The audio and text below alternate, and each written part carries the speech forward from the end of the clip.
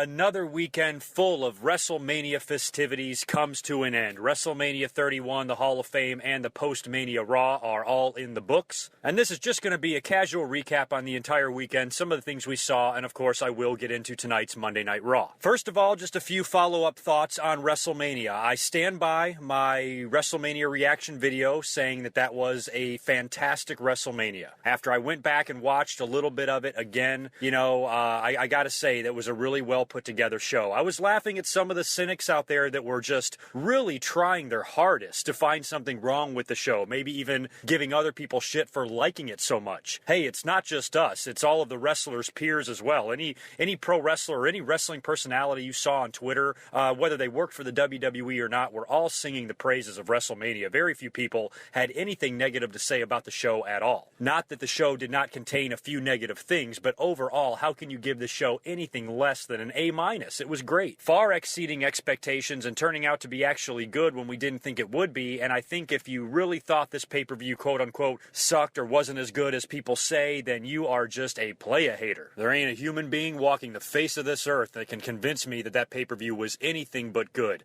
I really enjoyed the show, and I thought Roman Reigns did a great job in the main event. WWE's handling and booking of him aside, if you judge the man for his work, he did a great job selling for Brock Lesnar. He had a ton of sympathy last night. He took the ass-kicking of a lifetime, made it look good, made Brock Lesnar look as badass as ever, and I think Roman Reigns deserves a little bit of respect for at least the showing that he put on at WrestleMania, and the fact that the WWE wound up not pulling the trigger on him and not putting the belt on him should make everyone a little bit happy. They're still booing the shit out of him. They booed the hell out of him tonight on Monday Night Raw, and despite his good effort in the main event of WrestleMania, it doesn't seem like the fans give a shit at all. They just flat out hate him. Seems to me that during all that John Cena controversy back last year during Money in the Bank when he was about to win the title and we knew he would, I swear 100% of the people were saying, oh no, don't have him win, they should give it to Bray Wyatt or Roman Reigns. Everybody wanted Roman Reigns to win that ladder match instead of John Cena. Now he gets a title shot, and if he would win, it would be the worst thing in the world. The fans only want things when it's on their terms and their terms only. Delusional motherfuckers. But anyway, most of us are all on the same page. WrestleMania was great. Looking back on it, there was very few things that I would change. The Sting Triple H match still is kind of shocking me a little bit. I am surprised that Triple H went over in that scenario. It really looked like it was WWE's ego, wanting to squash Sting and squash WCW and remind everybody, who number one is. And, we've heard Vince McMahon say things like WrestleMania brought Sting out of obscurity and shit like that. So Vince McMahon and people in the higher-ups in WWE obviously still to this day have no respect whatsoever for WCW. To me, I think Sting could have had a little bit better of a moment there, and especially after his interview on the WWE Network following Monday Night Raw, it does not look like his in-ring career is over. He will be doing a couple of more things with WWE, it looks like, so maybe WrestleMania 32, they're trying to stack the deck, they're trying to put 100,000 people in that fucking stadium, so you gotta pull out all the stops, right? So maybe we get Sting and Taker next year. Wouldn't be surprised at all after what we saw at WrestleMania if we got a Rock and Triple H match with Ronda Rousey involved, and who knows what else they can work out with anybody come next year, but I actually am a little bit excited for WrestleMania 32. It sounds like the WWE really wants to plan hard for this because they're going for an attendance record here, and I think they're really looking to make this a very memorable WrestleMania. And I wish we could just fast forward to that because I have a feeling the next few months might be a little bit boring, but we'll see on that. We'll talk about Raw here in a minute. The feedback I got from most of you, like I said, echoed everything that I've said about the pay-per-view. I was really entertained by the whole thing, and a lot of you guys felt the same way. And like we talked about before, if there were any issues at all, it was just some of the decisions on who won and lost. The Big Show winning that Battle Royal, I thought was really stupid. I defended it, in my WrestleMania reaction video because I was like, the guy's a giant. He's 500 pounds. He should win a Battle Royal at some point in his career, but I think he should have already done that. And the Battle Royal, you would think, at least the way it started off last year with Cesaro winning, they should use that Battle Royal to help get some young guy over. Big Show, he's in the twilight of his career. It's pointless for him to win this thing. And I thought they kind of missed out on a big opportunity to put somebody over. But I guess that's why they ended up putting it on the pre-show, and at least we can be thankful for that, because if Big Show would have won that match on the main card, that would not have been good. Why don't we move on to Raw? I just want to touch on a few things that we saw. I have to say, this post-Mania Raw entertained the hell out of me. I don't really remember too much about last year, but I know the year before, after WrestleMania 29, that was a great post-WrestleMania Raw as well. I think Ziggler cashed in that night, and the crowd was amazing, and that's one thing I have to say about this year's WrestleMania, the actual show and the post-WrestleMania Raw, and even the Hall of Fame to a degree. I think the fans were amazing, and they deserve a lot of credit for helping make this WrestleMania weekend as great as it was. They stayed hot for that entire WrestleMania pay-per-view. 4 hours of wrestling. They were just as into the main event as they were into the first match, and they never got burnt out, and they maintained their energy. And I swear, that's California. They're outdoors. They're in the sun. It's a beautiful place. Plus, it took place a little earlier on in the day, so it didn't run so late into the night, and fans weren't so burnt out and tired and flat. You know, they stayed with it the whole time, and Monday Night Raw was no different. Those fans were fucking awesome. They had the wave going on. They were chanting all sorts of hilarious shit. I gotta give the fans a lot of credit for helping make this WrestleMania extremely entertaining for me. But Raw opens up with fucking Brock Lesnar. Comes out to a ungodly pop. Unbelievable. He comes out there with Paul Heyman. Paul Heyman is on fucking fire. Brock is out there in his wrestling gear, no shirt on, just his shorts. He's all battered and bruised up from the night before. Paul Heyman cuts a scathing promo on everybody and says, that little shit Seth Rollins came out here and stole this belt. And we don't want our rematch at SummerSlam. We don't want our rematch next year at WrestleMania. We don't even want our rematch at Extreme Rules. We want our rematch right the fuck now. And as great as that was and as excited as that got me, you knew right away the minute those words came out of his mouth that we were not going to see this match tonight. I didn't know how they were going to do it, but I knew whatever they did, we would not wind up seeing it. Stephanie then comes out to kill the party and says, hey, Seth Rollins flew all the way to New York to do the Today Show, which is something I mentioned in last night's commentary after WrestleMania. I think they kind of spoiled the main event a little bit when right before the match they announced that the WWE Champion would be on the Today Show the next morning. And I was thinking to myself, no way are either one of these guys going to be in any condition to be on TV in the morning right after the fight of their life. So it kind of made me think that Seth could really cash in. So Stephanie used that as an excuse. He's not here right now. He's on his way back. He should be here soon. But if you want your match, you'll get it. So they go through to the next hour, and this match is going to open the top of the hour. Seth Rollins actually comes out. They make you think that they're actually going to do this match. And what I loved about it is Seth was just, he was beaming with confidence. He got right in Brock Lesnar's face, which was hilarious, hopped right over the ropes and stuck that belt right in Brock's face. The balls on this little twerp, absolutely hilarious. They really made you think, or they were trying to make you think that this match was going to happen. They even did the ring introductions and everything. And then sure enough, at the last minute, Seth Rollins hops out of the ring, gets on the mic and says, you know what? I'm not really feeling like it. You'll get your rematch. I'll give you a rematch. No problem. But it's not going to happen tonight. And Brock Lesnar goes absolutely apeshit. Jumps out of the ring, gets his hands on Seth Rollins, starts beating the absolute piss out of him. J&J security saves Seth's ass. He hops over the barricade, scurries off into the crowd, and Brock then just goes on a tear and beats the shit out of everyone in sight, including the ring announcers, tipping the table over, burying JBL and Booker T under monitors and tables, grabs Michael Cole, takes him in the ring and F5s his ass right out of his shoes. Unbelievable. Grabs a hold of a cameraman, beats the crap out of him, beats the shit out of everybody in sight. It was awesome. Goddamn paramedics and EMTs start coming out there wheeling everybody away. It was absolute carnage. And then Stephanie comes out and just loses her mind. With that psychotically annoying nails on a chalkboard voice, she is screaming at Brock Lesnar, telling him to stop it and that he is suspended indefinitely and to get the hell out of her building. So there you go. The minute Brock started going crazy, I even tweeted, I'm like, this is a suspension angle. They got to get him off TV. He's got to go away for a little while. So this is a perfect way to do it. Have him come out there and kick everybody's ass and then suspend him. I feel like we were robbed a little bit of a Brock Lesnar Monday Night Raw match. It would have been nice if we actually would have gotten that for the first time in, at least 12 years. But even though we didn't get that, it was a great segment, and I love the fact that he beat the shit out of Michael Cole. That's what you get, Cole and JBL, for blocking me on Twitter. I never even said anything bad about JBL,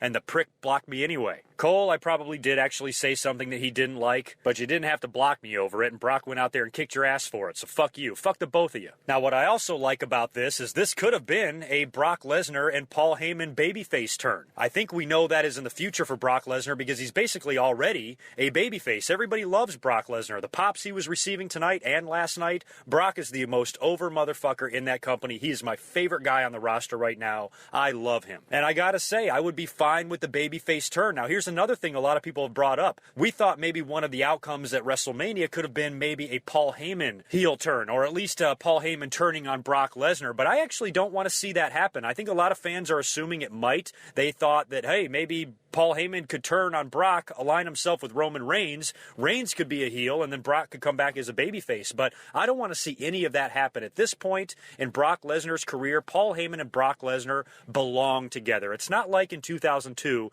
They had only been together for a few months when Heyman turned on him and helped Big Show win the title. At that point, they were still considered like thrown together just to give Heyman something to do. Now it seems like the two of them belong together. And these two guys can be babyfaces without having to change a damn thing. Paul Heyman is amazing on the microphone. His promos, he doesn't have to say anything different because all he's going out there and doing is telling the truth. And that's what's great in pro wrestling, is when you believe your story. A good wrestling character must believe in his heart that what he is saying is true in order to get that character over as much as possible. And Paul Heyman does a magnificent job of doing that. He gets his point across on TV better than anybody else. He has the crowd literally singing along with him. And when you combine him with Brock Lesnar, it makes the perfect 1-2 punch. I don't want to see Brock Lesnar on his own. I don't want to see Paul Heyman turn on Brock Lesnar. Not that that can't happen in the future. It very well could. But I really wouldn't want to see that, because if Brock came out there by himself, not that Brock can't cut a promo if he wants to. I know that he can.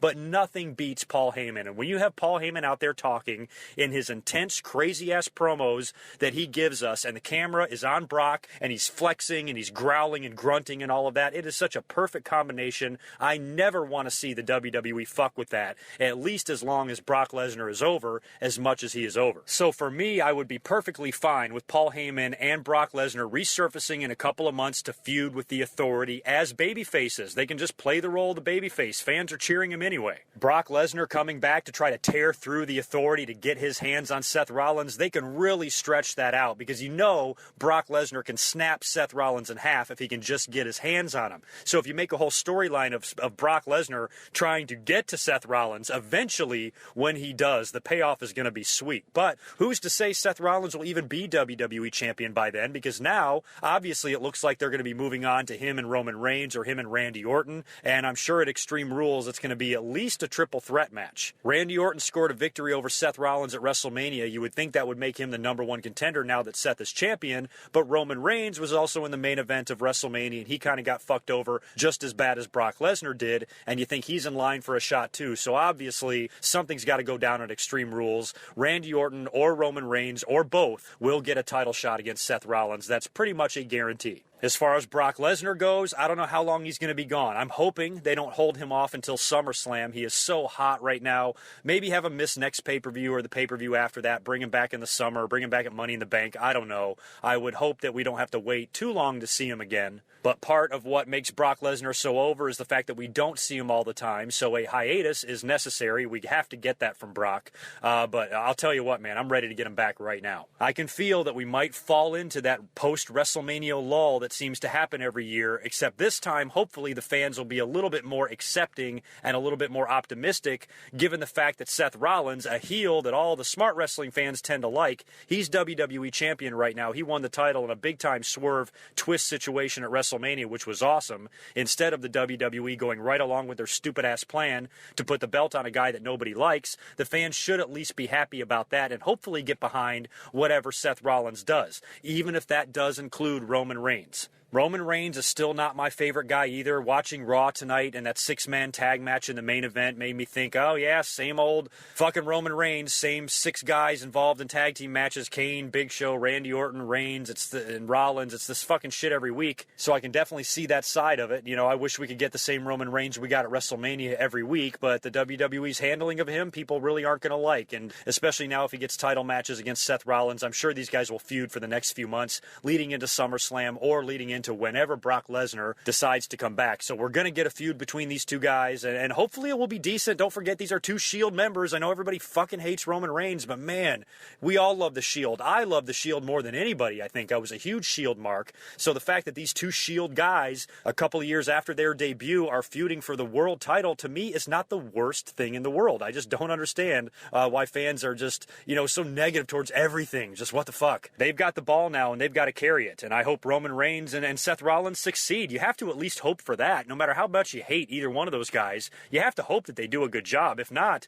you're just a cynical son of a bitch. So we'll move on from the world title for right now, talk about that again at a later time once we see what direction they're going in. But I actually do want to offer a congratulations as well to Seth Rollins. I don't even know if I really got into that last night. I was so excited about all the craziness surrounding WrestleMania. I don't know if it even sunk in that Seth Rollins is our new WWE champion. He's only like the fourth guy to actually hold that physical belt. It's been a long time since we've seen someone other than John Cena or Brock Lesnar hold that title. And to have Seth Rollins win it the way he did, I'm happy for him. He's a young guy. He's part of their future. Push young guys, right? That's what everybody says. So there you go. The belt's on a new young guy. Quit your bitching. As far as what else we saw on Raw, the show opened up right after the Brock Lesnar segment with a great match between Daniel Bryan and Dolph Ziggler for the Intercontinental title, and this is where Sheamus made his return. We were wondering where Sheamus was. It was announced earlier on in the day that he would be appearing on Raw, but we didn't know where. I actually thought he might challenge John Cena for the U.S. title. Instead, he just does a run-in after Daniel Bryan's victory and winds up turning heel and bro-kicking Daniel Bryan and beating the shit out of Ziggler. He was rocking a new look, which I actually liked. I've never really been a huge fan of Sheamus. He's very cartoony.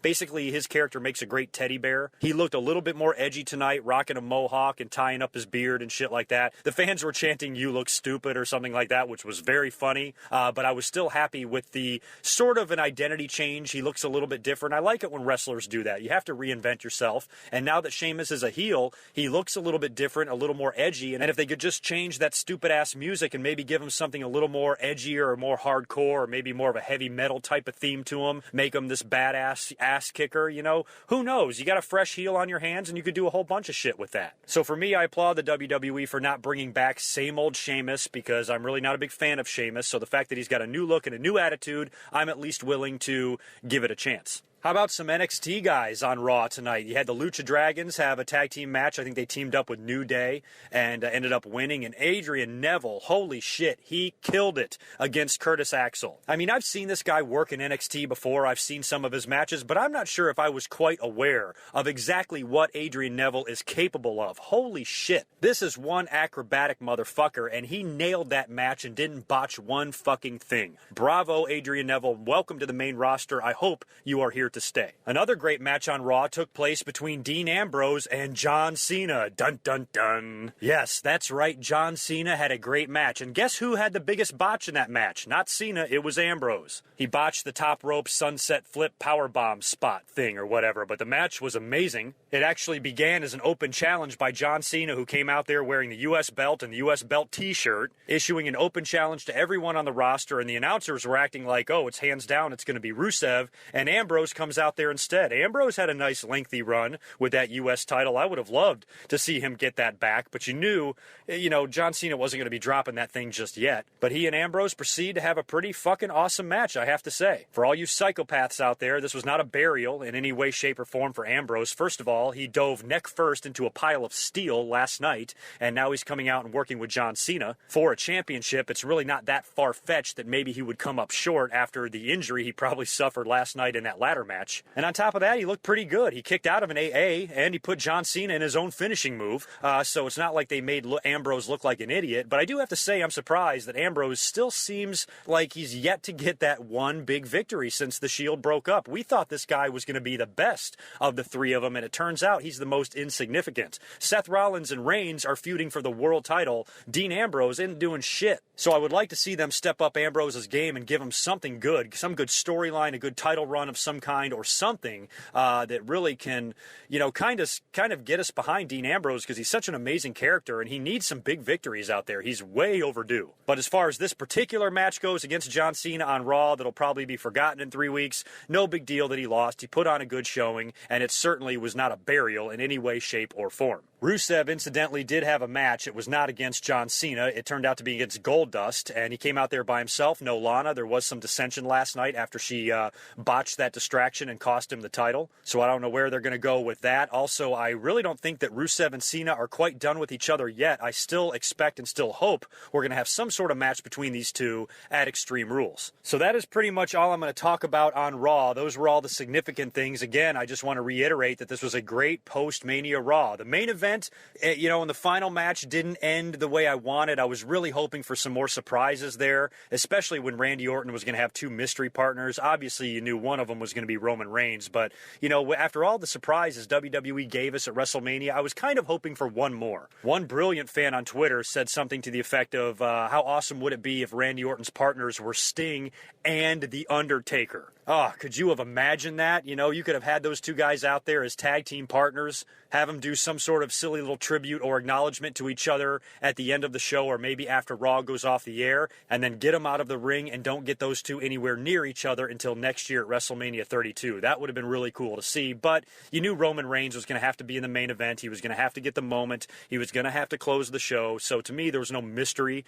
involved in who Randy Orton's partners were going to be, although Ryback was somewhat of a surprise. It could have been a lot of other people other than Ryback, so Ryback seems like he's in the mix. He was on the main event tonight on Raw. Fans actually seem to be cheering harder for him than they were Roman Reigns. So other than the main event, which really wasn't the greatest because it was yet another tag match involving the same people that we see all the fucking time, the rest of the show was good, and the crowd was amazing. The crowd was hot. The crowd was into it. The crowd had a great time, and they made me have a good time. So a big shout out and thank you to anyone out there that attended Raw tonight or attended WrestleMania. I know there was a lot of people that listen to me that were at the show. Some fellow YouTubers like Aaron Rift and Solo Monster I know were at the show as well. Bravo to everybody involved just for your passion. The fact that they were as into it as much as they were, I think really helped the pay-per-view and Monday Night Raw and the whole weekend. All in all, I gotta say, WrestleMania 31 was a success from top to bottom. The Hall of Fame was fantastic. I know the WrestleMania Access weekend and all the shit surrounding that was awesome. People had a great time. It looked like they did a lot of stuff. And then, of course, WrestleMania, the pay-per-view itself, far exceeded expectations. Tonight's Monday Night Raw was solid.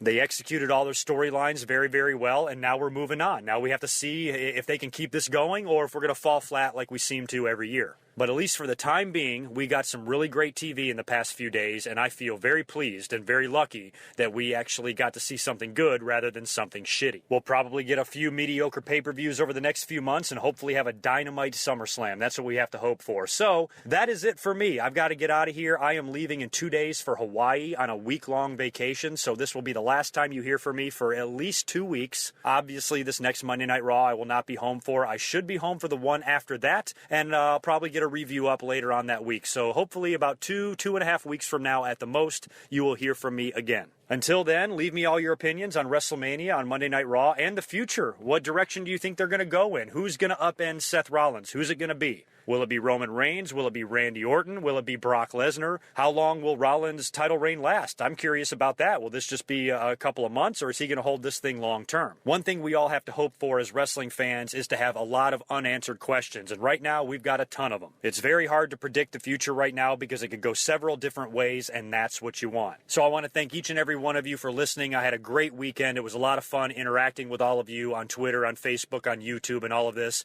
during all of these great WrestleMania festivities. It was a blast. I am going to now go soak in the sun for a couple of weeks, and I will be back up here mid-April with a brand new commentary. Until next time, peace.